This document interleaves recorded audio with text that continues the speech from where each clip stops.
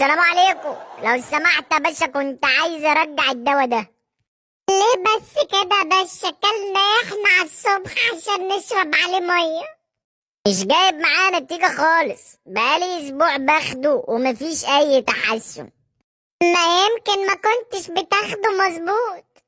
ازاي يعني؟ ما انا باخده مرتين في اليوم وكمان بشرب وراه ميه كتير. وريني كده يا باشا. اتفضل. سواد الحلل، انت قلت لي بتاخده ازاي؟ مرتين في اليوم وبتشرب وراه ميه كتير عشان يتهضم بسرعة ومستنيه يجيب نتيجة. ما يجيبش ليه؟ فلوسي حرام يا باشا. ده البوس يا باشا. لبوس؟ نورتنا باشا. امال الولية دي كانت بتشربهولي ازاي؟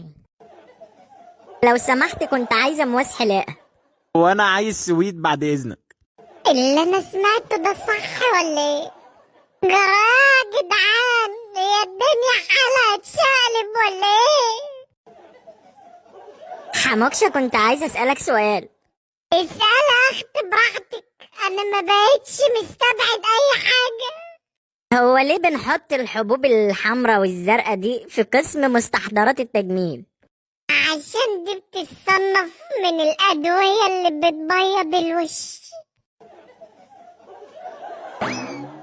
مالك يا حموكشة؟ مالك يا اسطى؟ مفيش يا ممس. لا لا لا، انت حالك مش عاجبني.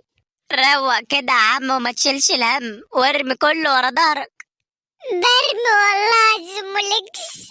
ده انا من كتر ما برمي ورا ظهري لو بصيت ورايا هتلاقي